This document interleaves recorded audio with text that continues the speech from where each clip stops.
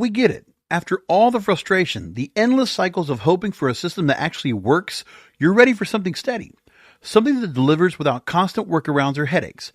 That's why we're excited to introduce the 2025 redesign of the Buzz CRM.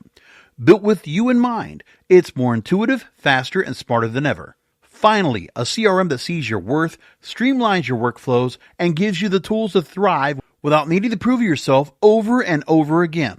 Because you deserve a lifeline after all those outdated platforms. You deserve a system that keeps up with your goals and grows with your success. This isn't just a redesign, it's a revolution. Visit thebuzzcrm.com today. That's thebuzzcrm.com.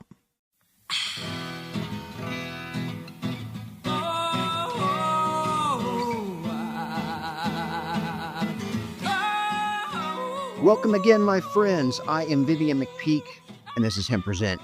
If you have feedback or would like to suggest a guest or topic for Hemp Present, email me at hemppresent@gmail.com. Robert Sheilds received his natural resource management education in Vermont, and he has had a professional career in renewables and green building. The last decade spent on the front line of a rapidly changing planet in Fairbanks, Alaska, has prepared him for what comes next for us all. Robert is a champion of permaculture as the foundation of a regenerative economy and believes that Alaska is in the process of emerging as a living lab where innovation, not fossil fuels, drives us forward, and that industrial hemp is the key to practical self-reliance, where food, energy, and zero waste policies keep costs low and the quality of life high for generations to come. As the founder of the nonprofit Alliance for Reason and Knowledge, or ARC, Robert strives to convert public schools into experiential practicums, and that STEAM, or science, technology, engineering, arts, and mathematics, nurtures critical thinkers and lifelong learners. He believes mainstreaming the hemp industry in Alaska and regionally across the U.S. can save our farm feed and our families, which is why he is with me today. Welcome, Robert, to Cannabis Radio. Hey, Vivian, thanks for having me. Thanks for all the work you're doing. Yeah, my pleasure. Right back at you, man. So, as we do this, we are still in an unfolding eco-tragedy as catastrophic wind-driven wildfires have decimated historic California neighborhoods and business districts. It's generally accepted that climate change will increasingly produce natural disasters worldwide. I want to dive into your various plans and projects, but kind of in this vein, how did you initially develop your sense of environmental awareness? What were the influences that formed your eco-consciousness?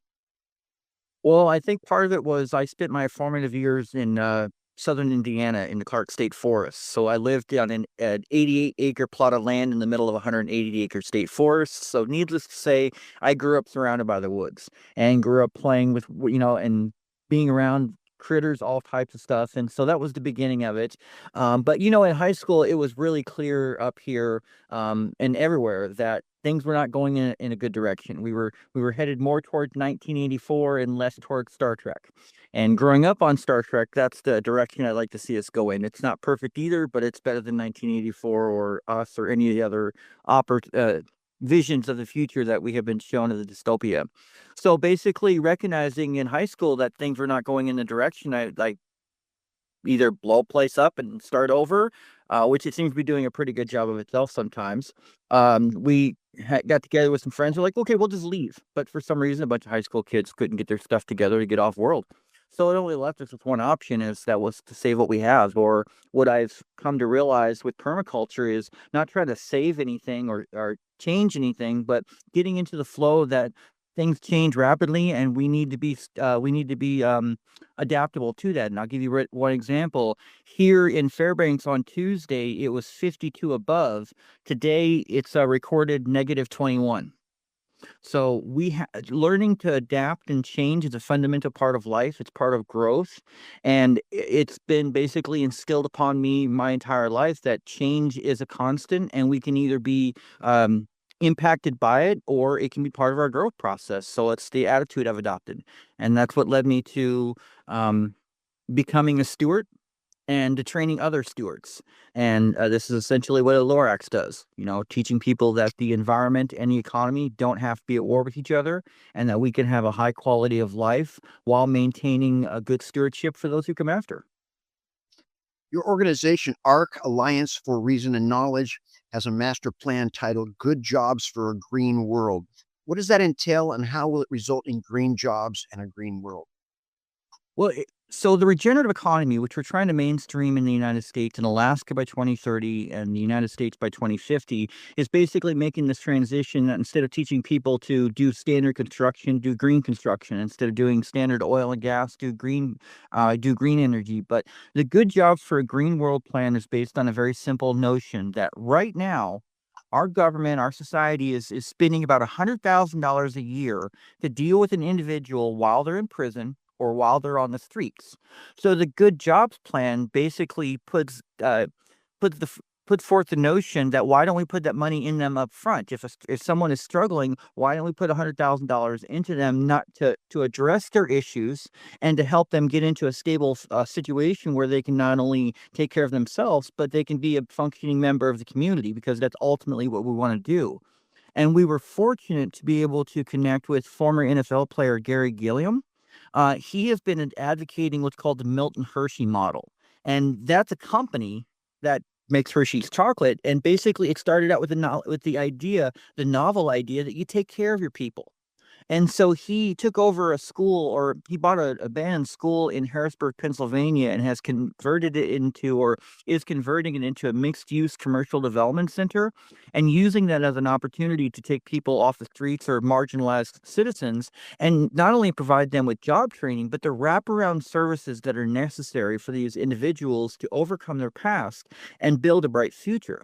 So the Good Jobs Plan expands on that to look at attracting social impact, private equity investment into underserved urban areas, and building one of these mixed use for purpose projects in each state, and then using that as a catalyst within that region to foster micro manufacturing, job training, workforce development, largely in urban areas where we know people are going to be migrating to it over the next couple of years.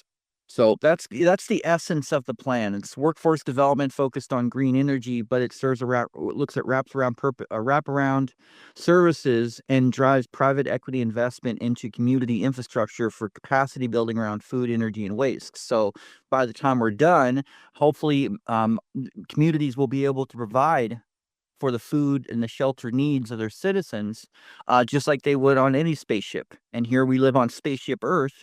We need to start thinking about it like that. It's my perspective. You've said that the cannabis community can, quote, end apartheid by starting a food fight. What did you mean by that? And what apartheid are you referring to in that statement?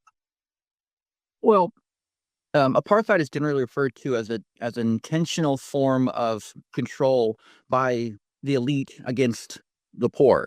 It's popularized by Nelson Mandela in Africa, but I don't think it ended in South Africa. It just went global. So this debt slavery that we have, these systems of control, these mechanisms of let's get people sick. I mean, we have a country where the biggest health opportunity are drugs to keep people from getting too fat, while we have 2/3 of the world that's starving.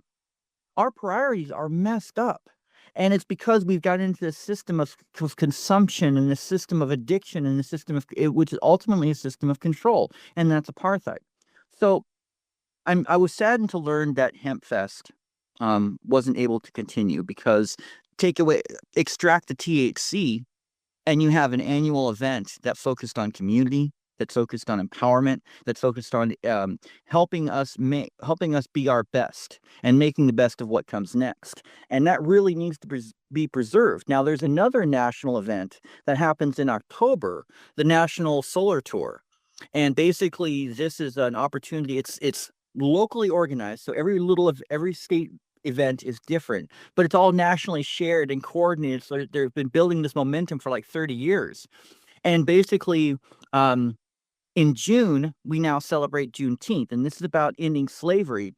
And the biggest point of slavery we have right now is the chemicals that we put into our food, the artificial foods that we have, the monoculture industrial food system that just makes us all sick and makes more customers for our pharmaceutical industry. So The statement goes to that if the cannabis community were to focus on the community part of it, feeding each other, hosting events like that brought community together, and celebrating real food, supporting local CSAs, local food programs, regional development of industry, and hemp has some elements that are actually edible, for feeding livestock. I see all these environmental groups, Earth Day, and talking about how important it is to plant trees to CO2. Well, hemp's a much better solution for that. And I think that I think the cannabis community, one, is in the best position to separate the culture of cannabis from the practical and hugely beneficial industry of hemp.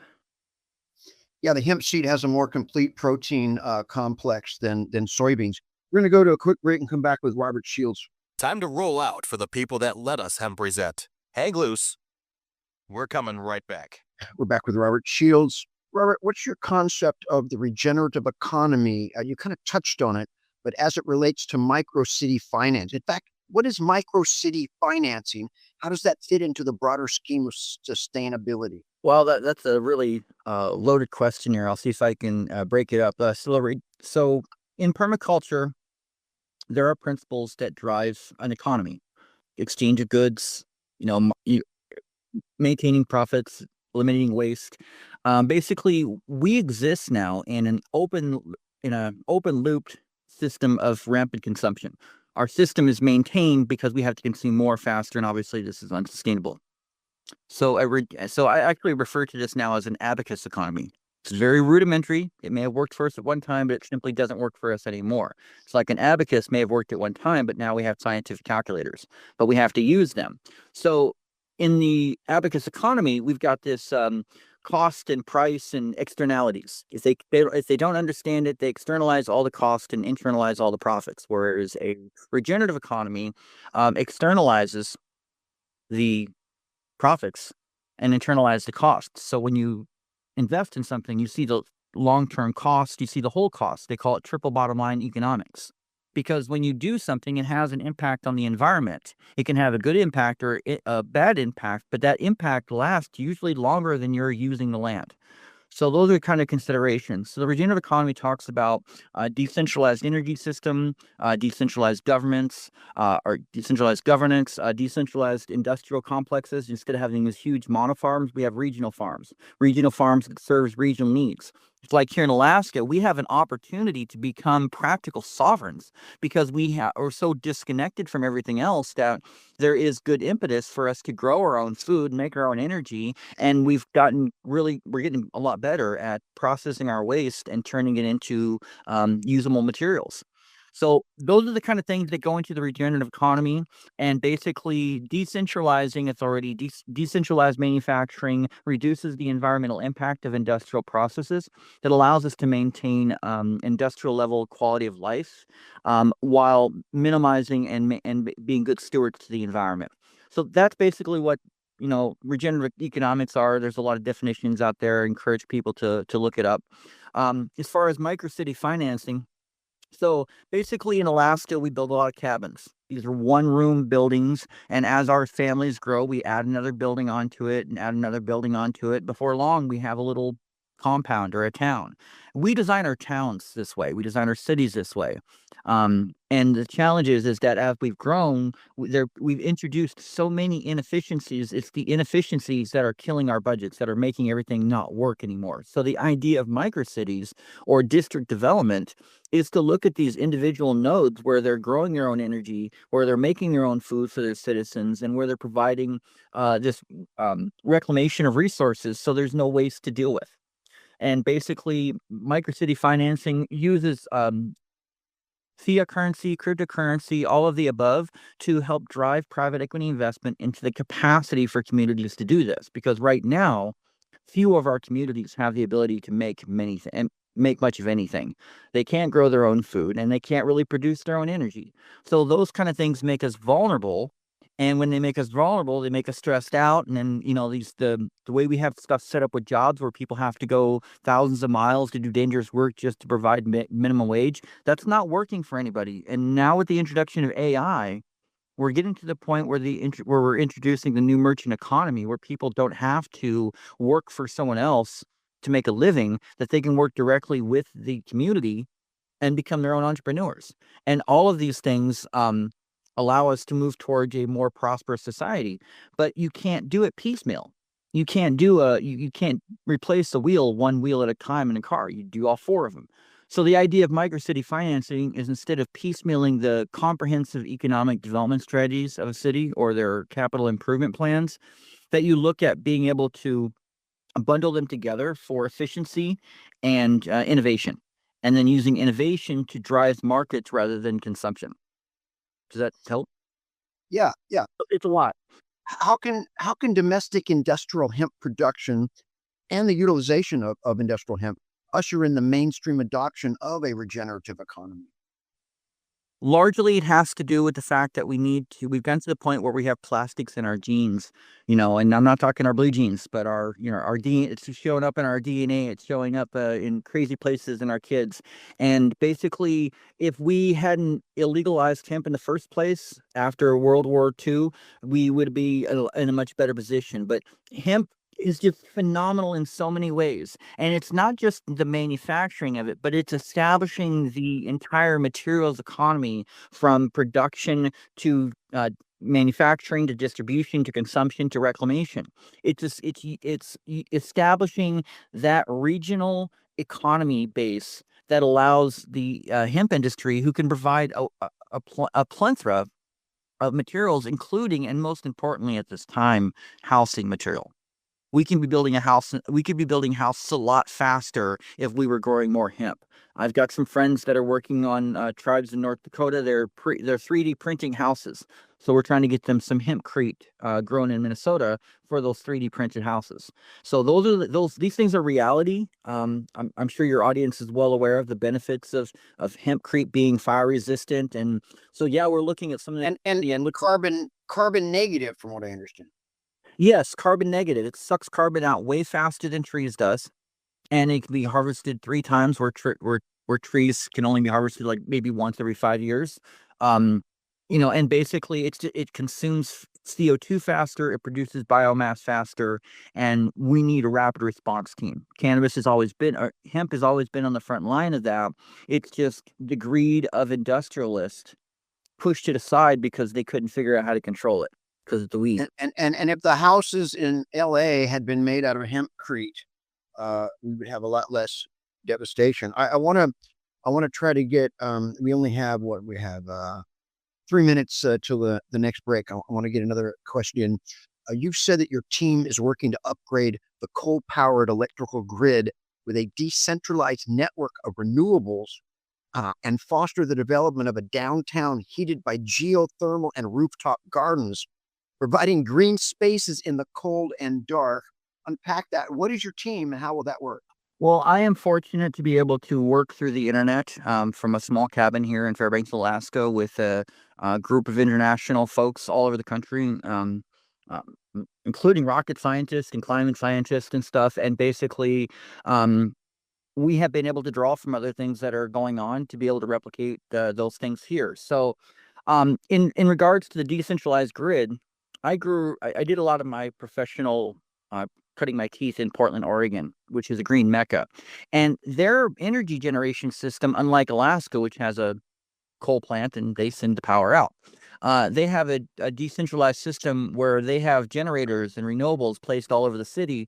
And like with big box stores like Fred Meyer's, they work with them to draw those powers down where they need them. So having a decentralized system is just more resilient and more abundant, and produces a lot less waste, because it's all generated and used on site.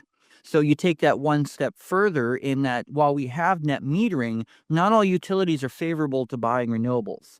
So when you want to get the full value of your power, what you have to do is you have to find ways to use that extra power that you would be generating on site. So that takes us to net zero buildings.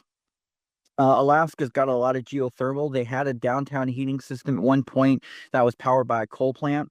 And the technology has advanced to the point where we can drill geothermal wells in downtown and provide heat for many of the buildings instead of coal and natural gas, and then use that to supplement the other renewables to provide these net positive buildings.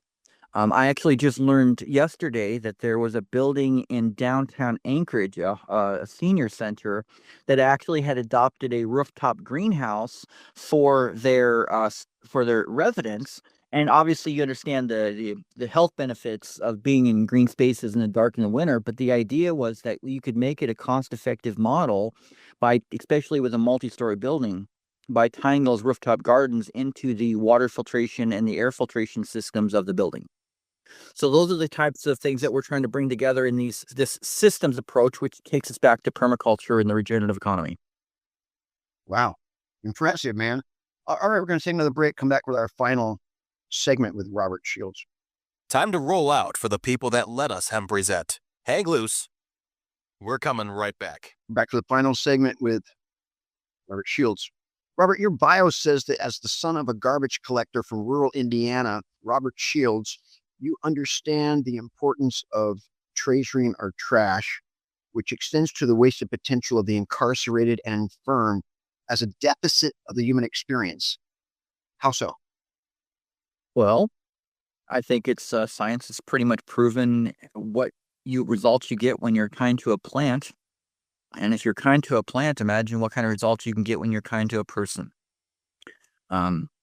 Basically, I grew up very poor, and I reached adulthood because of the kindness of people who had no other motivation than the kindness in their hearts. And I believe that's the society that we are ultimately wanting to nurture.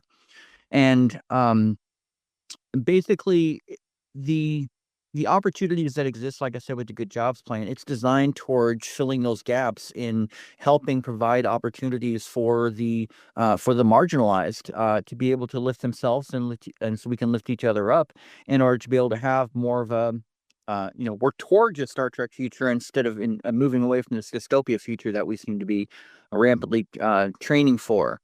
But essentially, human potential is what the Alliance for Reason and Knowledge isn't an environmental group. It's a fruit of the human potential movement.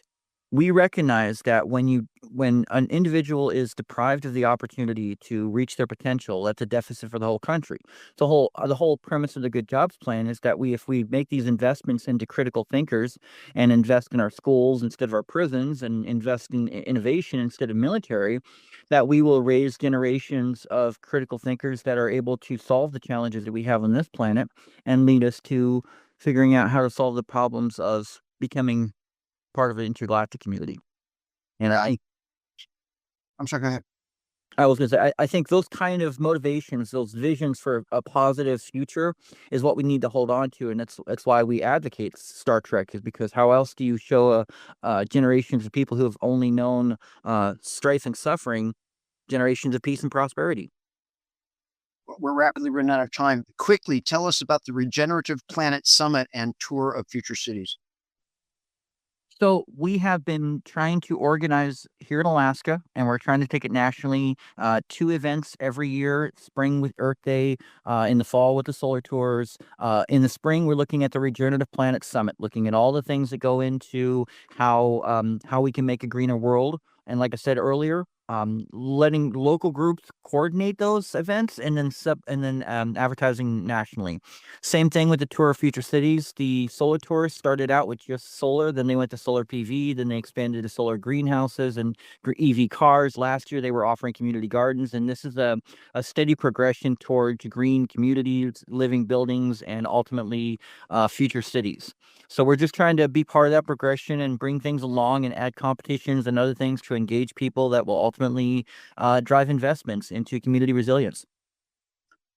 We have a little over a minute left. How can people follow your work, and what final thoughts would you like to leave us with?